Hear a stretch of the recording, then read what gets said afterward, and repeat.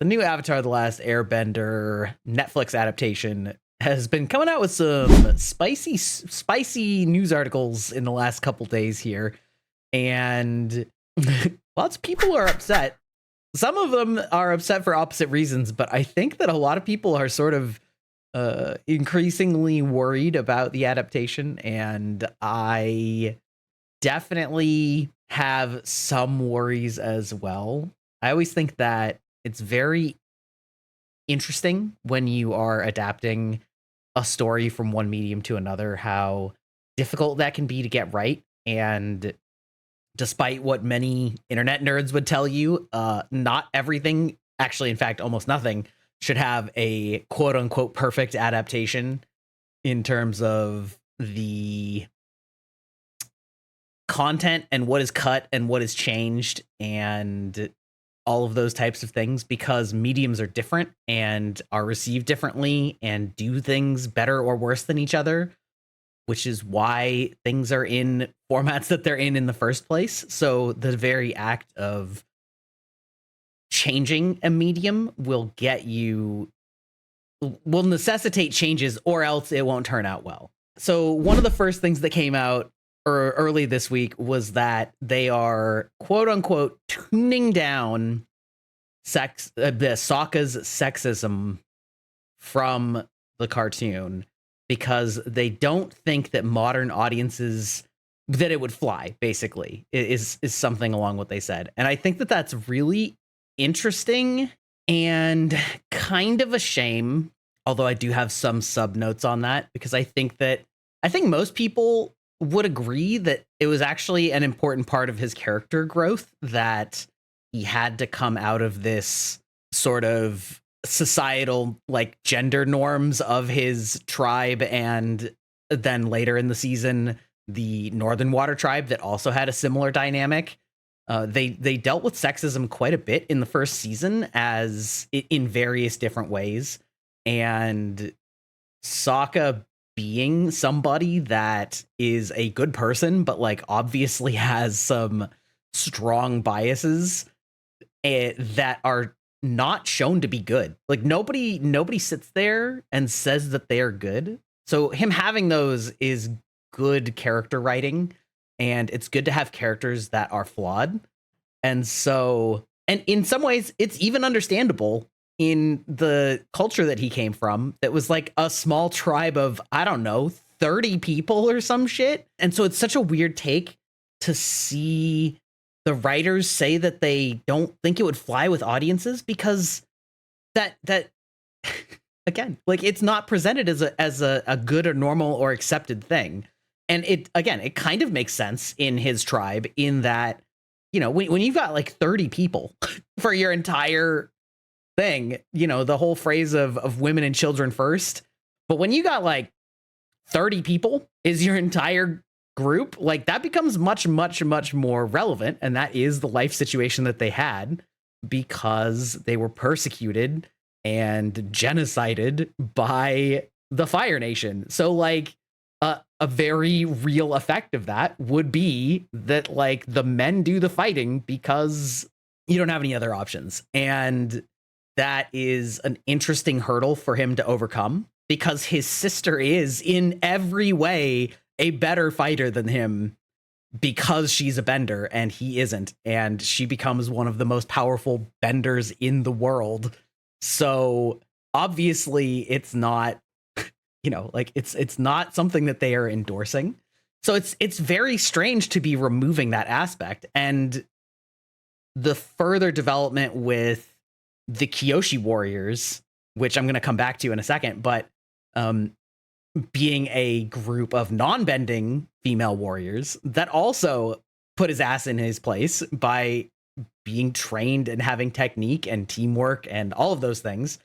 And there's some great discussions that I think, honestly, more writers should pay attention to, just in general, between them, where, you know, at one point Sokka says something to the tune of, "I was treating you like a woman when I should have treated you like a warrior." And Suki's response was, "Sokka, I am a woman and I'm a warrior. Like, you don't, those can be those are not opposite things that can't coexist, right? I am still a woman. I still like things. I still, XYZ, but that doesn't mean that I can't fight and I can't do these things. And that's a fantastic line that I think a lot of writers, I feel like, that write strong female characters sort of like pretend that their characters aren't women, which is weird. Anyway, but it's like this whole arc was really important for Sokka, and so to say that audiences they wouldn't fly just seems so weird. Like, you totally missed the point of it as character development, right? And so that's a little worrying on its own. And on to the Kyoshi Warriors, aside from that angle, they also said that Aang would not be taking as many, I don't know if they actually called it this, but side quests, detours, I think they probably said, on the way, and that it was going to be more driven, and that I can sympathize with in a sense, in that doing something in live action with expensive CGI is going to be very expensive. Like, the cost to produce these episodes is going to be so much higher than the cost to produce the animated episodes. And there is a certain degree of pacing that is important. And I would sometimes actually criticize the original Airbender for being a little too side questy in season 1. Not in season 2 and 3. Those were actually a lot more focused because of the scope of the problem getting bigger and more real, I guess, and the warfare getting a lot more serious. But even though I think that maybe it went on a little too long, but part of that is being a serialized kids cartoon, that it also makes sense. But it's also was part of the character writing of Aang that he did not want to stand up to his destiny and responsibility, and that was a persistent lesson that he had to learn throughout the entire series, partially because he's a kid with too much responsibility thrust on him, and partially because he's an airbender, and their whole philosophy involves weaving and bobbing and never standing head on, which is an entire mini arc he had to deal with earthbending, because that's his personality to the core, is to avoid confrontation. And whether that's confronting a bad guy or confronting his destiny or confronting his responsibilities or his duties, it is a persistent element of his character. And so that one, I think people are harping on a little bit more maybe than is fair, because again, I do think that I don't know how long the Netflix series is going to be, but budget wise and pacing wise, there is some degree of facing the fact that it's not a serialized 20-minute cartoon series, that, I suspect that we'll get more in depth on a lot of the subplots than we did before. And consequently, you'll have to cut something from somewhere. If we look at Arcane, for example, that is the densest 9 episodes I have ever seen in my entire life. And I would never call Arcane padded. There is not a single scene in Arcane that is not crucially important to that storytelling. And so I think that it can be okay if it's handled right, but and so, if you said, well, Arcane was really expensive to make, but it was really good and it was paced extraordinarily well, some of the best pacing I've ever seen.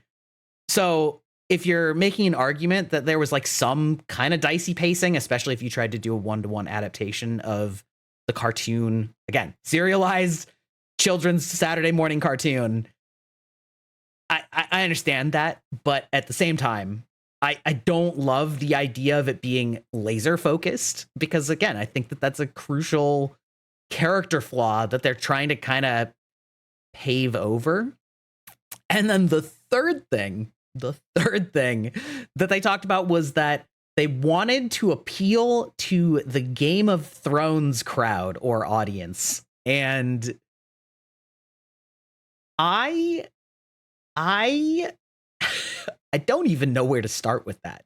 That's the most confusing sentence I've ever seen about Avatar The Last Airbender at at all. I don't I don't understand. Again, if we brought it to Arcane, I would kind of understand. If you were saying Arcane, maybe you wanted to appeal to that in the sense that it is gritty and brutal and violent and complicated, that there are many opposing sides in Arcane, and that there are no easy answers. You know, Arcane is full of characters that are complex, and you understand why the Undercity people are extremely angry at the unjust situation that they're in, because they are. But you also understand why Vander is like, I don't want to go to all out war because like a metric shitload of us are going to die. And I don't think we're going to win. So we're just going to die for nothing. And I think that that's bad, you know. And so Vander is in opposition to Silco, both of whom are on ostensibly the same side, which is sort of political tension that you get in Game of Thrones. That's an apt comparison. Similarly, you have the Topsiders, who a lot of them are just also like cogs in a system that they don't have any actual direct control over. There are plenty of innocent people topside. That doesn't change the fact that topside is economically taking advantage of the bottom, you know, the Undercity, all that stuff. These are all great, deep, nuanced things that all have a lot in common with Game of Thrones being a Shades of Grey, and like you have characters that are allied, but their alliances are because of familial ties, but those, you know, it's complicated, and that makes sense. That is not Avatar. That is not Avatar The Last Airbender. Like the closest to that you can get is that there are members of the Fire Nation that are living out their lives and don't, you know, like the entire mini arc when he goes to school in the Fire Nation, right? That's showing all these families that have nothing to do with the war. You know, they don't have anything to do with their government, whatever, you know, sure. But Avatar is not moral gray. It's not Shades of Grey. It's a conquering colonial empire decimating and genociding one or more entire nations and races for really no reason other than imperialistic power. And that's the bad guys, and they're bad. There's no that Game of Thrones has never been about, you know, like just the evil bad, I guess, unless you count the like undead whites or whatever that don't really have characters. But that is baffling, and so that makes me worry about the prior 2 points more than them in a vacuum. And I think that I don't know. I'm still interested, and I'm still gonna watch it, but I'm definitely concerned by some of those statements. And I think that I'm not the person who will say that you could never deviate from a script, because I think that you actually actively should in some cases when you switch mediums, especially animated to live action or book to live action, right? I would say, I know most people didn't actually watch it, but Cowboy Bebop, the live action, it was bad. It was really bad. But I think in some ways, part of what was bad about it is that in some ways they tried to actually follow the anime too much, to a point that it felt really stupid watching real people say certain things or act in certain ways. Like there are very much anime, air quote, you know, anime mannerisms that make sense in an anime context, and they don't make sense when real people do them. They just feel stupid. And I think that hurt it in a lot of ways. And I think they would have been better off to not try to be as one-to-one in certain areas. Whereas on the other hand, I think, shockingly, Harry Potter actually did a pretty good job of adaptation, right? Like, it's not one-to-one to the books. It's not a perfect recreation of the scenes, but a lot of what they cut is them doing school shit that wasn't necessarily that important, or cutting things that and like restructuring them a little bit so that it flowed better for a movie script where you don't have an internal mental dialogue, because that's a really big one when you go from books to visual medium, is that in books you get internal dialogue, and in movies and stuff, you usually don't. Internal narration is kind of weird. And so sometimes you have to restructure things because you can't hear what the person is thinking. And sometimes that works better because you can imply things with facial expressions and all that kind of stuff. But sometimes you just have to change things. And another example that came up recently was the Wheel of Time recently, that a lot of people got real upset about Perrin having a wife in episode 1 when he does not in the books. And like, it's pretty important that he is single. But at the same time, they made a massive change to Perrin's character in episode 1. Not just the wife, but like what happens with him. I don't know if you have seen it, but their village gets attacked by, orcs, Trollocs, and he acts like he is fighting and his wife is fighting, and in the chaos of battle, he accidentally kills his wife.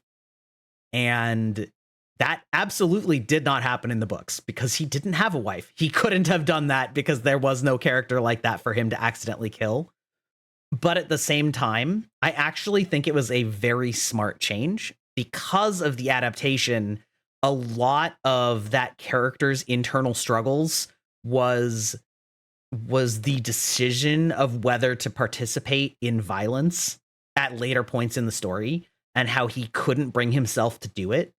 And when you get a lot of internal monologue, you can kind of follow along that arc because he is sort of that gentle giant archetype. And he very much does not want to use his hands to murder things, which is totally fine. But without the internal monologue of him struggling with like the ethics and all that stuff, it would just feel kind of awkward, as opposed to wanting to swear off violence after doing something horrible accidentally. Makes perfect sense and gets his character to a place that makes the story make a lot more sense for the adaptation, even though it's a large change. And I think those kinds of editorial changes are actually very smart. So I don't know. I find it very interesting to talk about different changes that adaptations make and why they do it. Because I think sometimes it's smart, even if it's very different. I think sometimes it should be different. I don't know. I find it to be a very interesting topic when talking about it, because sometimes there aren't right answers. Sometimes there's very clear wrong answers. And, sometimes there's things that people feel both ways about, about how important a scene might have been or what have you. But anyway, it's been an interesting week in the discourse around The Last Airbender. And I will also say, with the stuff about Sokka's, it's such a tongue twister to say the stuff about Sokka's sexism. The stuff about Sokka's sexism, I will say, was a little ham-fisted in the original. As a story arc, it was great. It did feel very like almost unrealistically, just like, I don't know. It did feel a little ham-fisted so that the story could happen, of this arc. So I guess if they have it in there, I would rather it be a little more subtle, but not, but still obviously there. So we'll see, because they didn't say that it's not going to be there. They said they were going to tone it down. So again, some nuanced defense. Maybe it will be there, and people just would crucify it as like bad writing that it was so in your face. The cartoon had a cartoonishly sexist Sokka. Yes, that is precisely right. And again, honestly, that kind of doesn't translate well to real life actors because it feels cartoonish. Like we have an adjective for it. It's cartoonish. And that actually, honestly, I think that's something that superhero films or TV series often have issues with, is that a lot of the time their villains are cartoonish, and it just feels stupid. And it's like, I really wish that you did a little bit more development there, even if the comics didn't in certain cases. So yeah,